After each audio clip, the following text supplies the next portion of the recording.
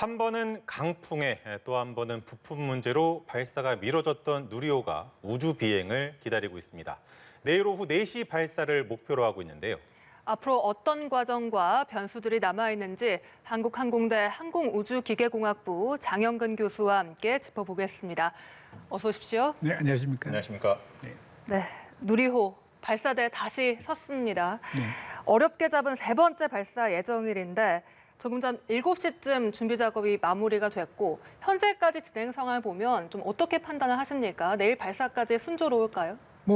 지금 발사 전날 해야 될 그런 활동들은 아무 문제가 없었던 것 같고요. 그래서 네. 오늘 오전에 아마 발사체 조립동에서 제2발사대로 천천히 이동을 하고 그다음에 이제 기립 장치를 이용해서 그 발사체를 세웠고요. 그리고 나서 대부분 다 이제 거기 보면은 옆에 이렇게 그 타워가 있습니다. 발사대 네. 타워가 있는데 거기에 이제 엄블리칼이라고 대부분 다 발사체하고 뭐 전기라든가 뭐 통신선이라든가 뭐 그다음에 연료 산화제 이런 라인들을 다 교환을 합니다. 그래서 이제 그런 장치들을 다 연결을 했고요.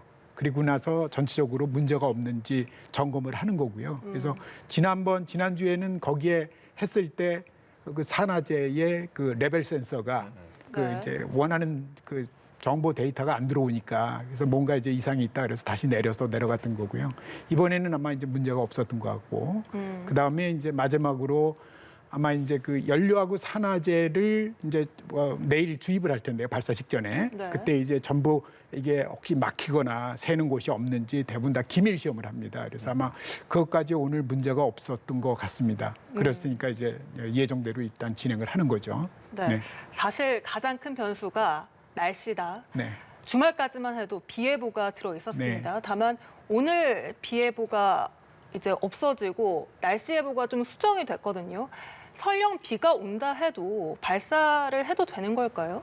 사실은 큰 상관 없어요. 왜냐하면 이 발사체 자체가 워낙이 거대한 겁니다. 그러니까 전체 무게가 한 200톤 정도 되니까요. 사실 바람 웬만큼 불어도 괜찮죠. 그러니까 네. 바람 실제로 우리가 평균 풍속이 한 15m/s 이상이 되거나 아니면 최대 풍속이 한 21m/s 정도 되면 그때는 꽤 큰 바람이죠. 그 정도 되면은 우리가 이제 영향을 고려해서 스탑을 시키는데 뭐 그런 정도는 아니고요. 또 한 가지는 구름이 굉장히 많이 꼈을 때는 이제 전기를 띤 구름, 이렇게 낙뢰가 있어요. 네. 그럼 낙뢰가 있으면 우리가 왜냐면 잘못하면은 이 발사체 내에 전자 장비들을 이렇게 어떻게 보면 감전을 시키는 거거든요. 그래서 이제 그 부분도 내일 보면 이제 문제가 없다. 그래서 아마 발사하는데 문제가 없다. 다만 이제 제가 보기에는 아무래도 장마철이니까 구름이 짙게 깔리면 네네. 사실은 문제는 뭐냐면은 우리가 이거를 많은 분들이 아마 지금 발사대 인근에 가서 그 전망대에서 보려고 했는데 그거를 쏘긴 쏴도 올라가면 한 2, 30초만 올라가면 그냥 다 구름 속으로 들어가면 그다음부터 안 보여요.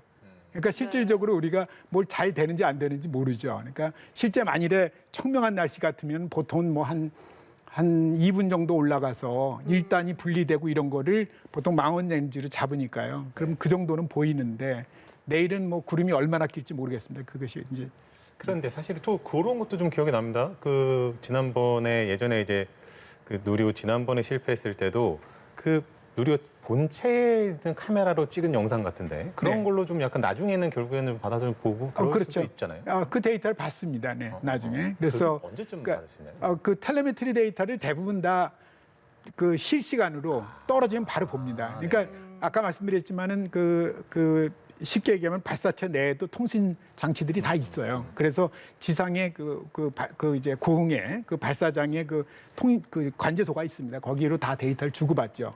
그리고 또 추적소가 또 어디냐면 멀리 지나면 제주도에도 있고요. 네네. 또 더 내려가서 이제 3단이 분리되고 인공위성이 분리될 때는 그때는 이제 팔라우라고 서태평양에 그 조그만 섬이 있어요. 네. 거기에 지금 사람들이 가 있습니다. 한 서너 사람이. 그래서 거기서 추적을 하죠. 네. 누리호의 유력한 발사 시각이 내일 오후 4시입니다. 다만 지난해 1차 누리호 발사 때도 발사 시각이 좀 미뤄졌던 것이 기억이 나거든요. 내일은 어떤 점들을 보고 이 발사 시각을 최종 결정하게 되는 겁니까? 그럼 보통은 뭐 기상 상태에서 갑자기 예상과 달리 기상이 이변이 좀 있다든가 그럴 때 하고 그다음에 통상적으로 보면 이제 우리가 우주에는 그 스페이스 디브리라 그래서 우주 쓰레기들이 꽤 네. 많아요. 네. 그래서 대부분 다 올라갈 때 올라가는 그 궤적상에 혹시라도 그러한 그 우주 쓰레기들하고 충돌하는 게 없는지 뭐 확률은 굉장히 낮습니다만 그래서 그런 걸 다 체크를 하죠. 그래서 내일 아마 오후 2시 반에 그래서 최종적으로 발사 시간을 결정하겠다. 아마 그거는 대부분 다 기상 상태가 하도 이제 장마철에도 왔다 갔다 하니까 그걸 좀 보겠다. 그래서 아마 좀 뒤늦게 발표를 하는 것 같습니다. 네. 네. 그럼 누리호는 발사 직전까지는 어떤 과정을 거칩니까? 뭐 이제 사실 이제 오늘 다 대부분 다 체크를 했잖아요. 그렇지만 네. 내일 이제 다시 한번 그 연료 산화제라든가 그다음에 전기 시스템 이런 것들에 대해 종합 점검을 한번 하고요.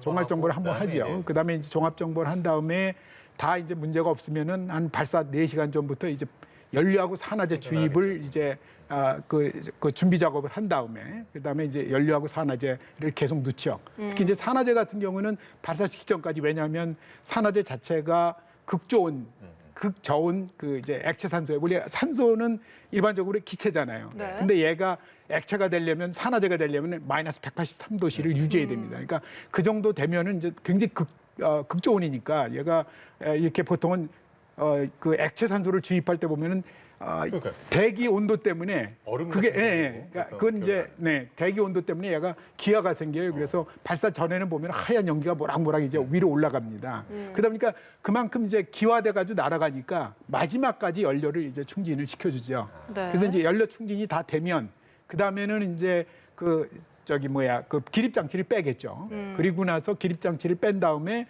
발사 10분 전쯤에 자동 발사 운영 장치를 씁니다. 그래서 10분 동안은 컴퓨터가 소프트웨어적으로 다 체크를 합니다, 전체를. 그래서 만일에 거기서 문제가 있다 그러면 뭐 발사 1초 전이라도 자동으로 스탑을 합니다. 네. 예. 그래서 그게 다 되면은 이제 이제 연소를 이제 카운트다운 하죠. 그래서 뭐 10, 9 해가지고 그다음에 연소를 하면은 보통 2초에서 4초 정도면 300톤 추력이 그냥 한꺼번에 나옵니다. 그러면 바로 이제 그 고정 장치를 빼서 이제 얘가 이제 이륙을 하는 거죠. 네. 카운트다운까지도 마음을 놓을 수가 없겠군요. 그런 거죠. 네. 발사체라는 건 뭐 워낙이 뭐 어디서 왜냐하면 수많은 부품으로 구성되어 있으니까 실제로 아무리 잘 만들었다 그래도 어디서 하나라도 삐끗하면 네. 전체가 다 문제가 되니까 그래서 굉장히 어려운 기술이죠. 네. 그러면 이번 누리호 발사 때 가장 눈여겨보는 과정은 어떤 과정이십니까? 아무래도 지난번에 실패했던 그 3단 연소가 되지 않았던 그 부분일까요? 뭐 그 부분도 있지만은 사실은 이제 우리가 그 발사체 기술을 얘기할 때 대부분 다 이제 얘가 우리 3단으로 돼 있잖아요. 그럼 1단에서 2단, 1단 분리, 2단하고 3단 분리, 네. 그다음에 3단과 이제 위성 분리, 네. 그다음에 페어링 그 사이에 이제 1단 분리한 다음에 페어링 분리 이런 분리 작업 때 굉장히 사고가 많이 나요. 이미 우리도 나로 1차 발사 때 예전에 2009년에 네. 페어링이 분리가 안 됐었어요. 맞아요. 그래서 네. 실패한 적이 있었고요. 그래서 그런 것들도 문제지만 이번에 지난번에 성공했지만 아주 좋게 그 이제 4기의 엔진을 묶은 그런 시스템을 개발한다라는 게 굉장히 어렵다. 그래서 이제 그 기술은 다시 한번 봐야 우리가 신뢰성을 확보할 수 있을 거고요. 네. 어쨌든 뭐 어느 게 제일 어렵냐라는 표현보다는 네. 이것이 굉장히 조화롭게 잘 작동을 해야 성공할 수 있다. 이렇게 보시면 되겠습니다. 네. 또 이번엔 특히나 실제 위성을 가지고 가지 않습니까? 그런데 이 4개 큐브 위성들을 대학생들이 만들었다고요? 뭐 요새는 그냥 거의 예전에는 인공위성을 제가 사실은 이제 큐브 위성이라고 2006년에 네. 한국에서 최초로 소형 위성을 쐈어요. 그때는 2006년에 러시아의 디네프리라는 발사체를 쐈는데 올라가자마자 한 10초 만에 발사체가 터졌어요. 그래가지고 뭐 위성을 이제 버렸는데 그래서 사실은 뭐 우리가 이제 대학에서 어떻게 보면은 대부분 다 인력 양성 차원에서 그리고 이제 기술 검증 차원에서 조그만 위성들을 만드는데 이게 대부분 다 이게 정형화돼 있어요. 그래서 큐브셋이라고 하는데 큐브라는 건 이제 그 가로 세로 높이가 10cm인 정육면체를 얘기하는데요. 그래서 이런 정도 크기의 위성들을 이제 우리가 일반적으로 미국이든 뭐 세계 각국에서 뭐 수도 없는 수많은 대학에서 만들고 있습니다. 그리고 안에 들어가 있는 대부분 구성품들을 다 커머셜리 상업적으로 팔아요. 이제 그거를 잘 조립을 해서 우리가 특정 임무를 갖는 위성을 개발을 하는 거죠. 그래서 대학에서 그렇게 개발을 해서 발사를 해서 시험을 하는 거죠. 네. 그러면 누리호의 발사 성공을 어떤 식으로 판단을 해야 되는 겁니까? 누리호 발사에만 성공해야 돼 성공이라 봐야 되는 건지 아니면 위성과 교신이 돼야 성공인 그러니까 건지. 위성 발사체라는 거는 위성을 원하는 궤도에 올려주는 겁니다. 그래서 성공적으로 위성을 분리시켜줘야 되는데 네. 우리가 작년에 했던 건 문제가 뭐냐면 얘가 1단, 2단, 3단 분리가 뭐 사람들이 제일 많이 질문하는 거죠. 위성 발사체와 ICBM이 어떻게 다르냐. 굉장히 큰 차이는 인공위성은 최종적으로 인공위성을 그 고도에서 자동으로 계속 추가의 동력 없이 돌게 만들어주는 겁니다. 그렇게 하려면은 그 고도에 맞는 속도를 줘야 된다. 그래서 결국은 우리 발사체 같으면 예를 들면은 7.5km 초속, 고도 700km에서 그 정도 속도를 줘야 된다. 그런데 이제 작년 같은 경우는 얘가 마지막 3단이 일찍 조기에 연료가 그러니까 산화제가 다 나가버리는 바람에 한 46초 전에 연소를 끝내니까 충분한 추력을 못 얻은 거죠. 그러다 보니까는 꺼져 버렸으니까 원래 원하는 속도가 초속 7.5km인데 실제 얻은 게 초속 6.7km 정도예요.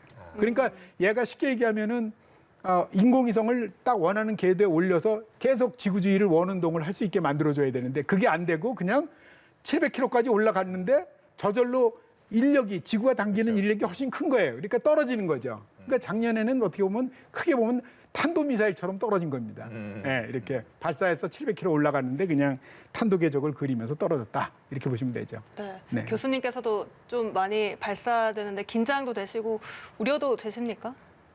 뭐 사실 발사체라는 건 항상 아슬아슬한 거죠. 그러니까 뭐 최근에는 미국의 스페이스X는 보면 거의 100회 이상을 계속 성공하면서 발사를 하고 있는데 뭐 그건 굉장한 거고요. 그거는 그 정도 되려면 뭐 기술이 완전히 거의 정립이 돼 있는 겁니다. 그래서 그 정도까지 가기 위해서 애를 써야 되는데 상당히 머나먼 길이죠. 네, 알겠습니다. 내일 대한민국 우주의 길이 열리기를 기대를 해보겠습니다. 지금까지 한국항공대 항공우주기계공학부 장영근 교수와 이야기 나눠봤습니다. 오늘 말씀 고맙습니다. 네, 감사합니다.